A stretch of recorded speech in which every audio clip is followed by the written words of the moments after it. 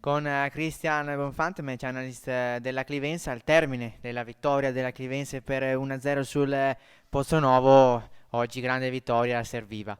Grande vittoria, sì, serviva assolutamente per far morale, visto l'ultima partita che non è andata poi così bene, e quindi direi ottimo.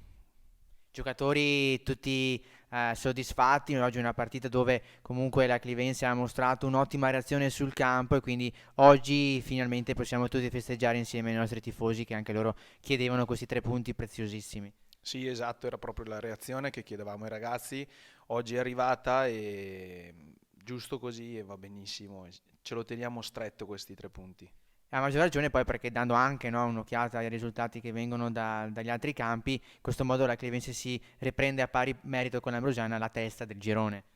Sì, siamo sinceri, non guardiamo più di tanto gli altri risultati, nel senso che comunque è giusto guardare quello che facciamo noi.